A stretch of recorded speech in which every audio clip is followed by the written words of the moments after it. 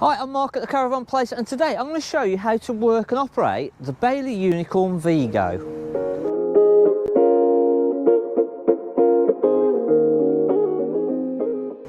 On the near side, we've got the plug-in for our mains 230, so in our first little connector there is where we put our mains electric in. We've got an external 230 socket for power out into the awning, and there's a little external aerial point there as well.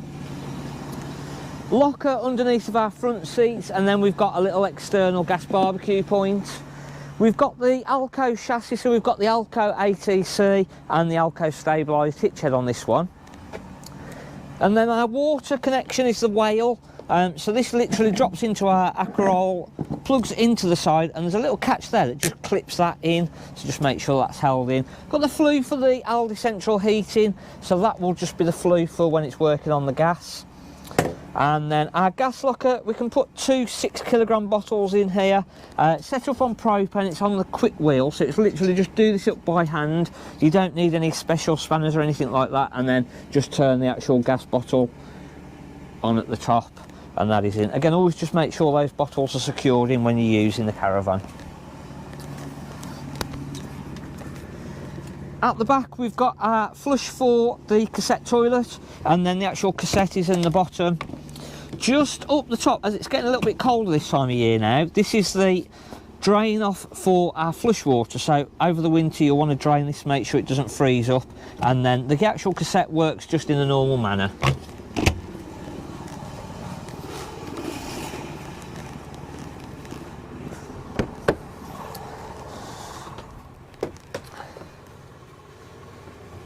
When we come into the caravan, just at the side of the door, we've got our main control panel to put all of our electric and water pump and lights on. So we've got our main on and off, we've got our water pump on and off, and then we've got our lights and our awning light. We've got a little test button up here that will tell us what voltage we've got from our leisure battery or from our charger unit when we're plugged into the 230 volts.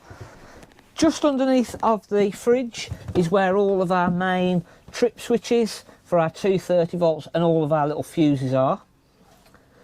And then just underneath of our seat over on the side here is where our drain off for our boiler system and our water system is. So just at the back, just down in this side here, is our little yellow drain off switch. So that is where we're going to want to flip that up and drain all of that water system down over the winter. And again, when we come back into the caravan, we need to make sure that's flat as it is now to be able to get the water through the caravan. So just make sure that's flat before we put our water pump switch on the side of the door. We can now go and put our water pump on, and we start getting all of our water through the taps, etc. Again, before we put our hot water system on, we want to make sure that we've got all the water through the system before we put that heating system on. And again, I'd get all the water through on the bathroom and on the shower tap just to get all the air out of the system. With the gas, again, we'll want to get the gas through the system if we've just come to the caravan for the first time. So the easiest way is to actually just light up our hob rings. And it's just literally holding our gas valves and hit the igniter.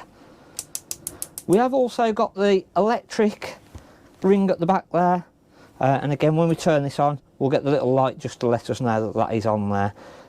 When we're getting the gas system through, the easiest way, as I say, is with our hob rings, and this will just get the gas through the quickest way. And we can actually physically see that these are lit up as well on the gas system.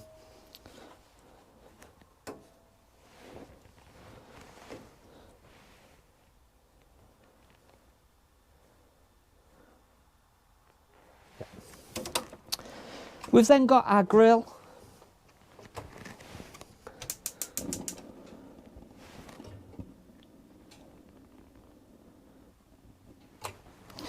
And then our oven just at the very bottom. And again, by the time we've lit all of these up, we'll have pretty much 99% of the gas coming through the system now. So when we come to light our heating system and our hot water system on the gas, our fridge up on the gas, it's all just going to light up a little bit quicker. So on our fridge, when we open the door, it reveals the little control panel, And we've got off up at the top, we've got our 230 volt, we've got our battery for when we're on the car and we're towing, if you've got all 13 pins on the car wired up. And then at the very bottom is our gas. Now to light up our gas, we've got the little indicator here. The little red line will come across as this lights up. And to light the fridge up, we're literally holding our thermostat and we hit our little igniter. As this lights up then, we should get the little red line just come across and into the green.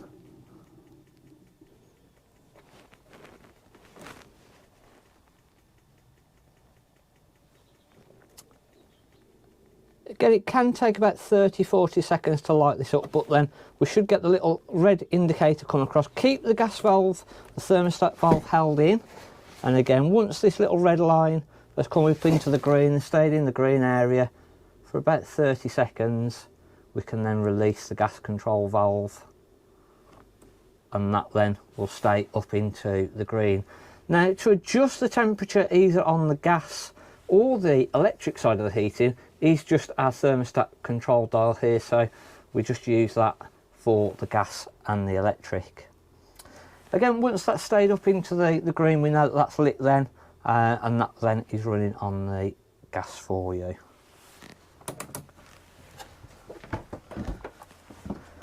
Onto our heating system now. This has got the Aldi central heating, so just at the little control panel at the side of the fridge, at the side of the sink, we've got our little on button.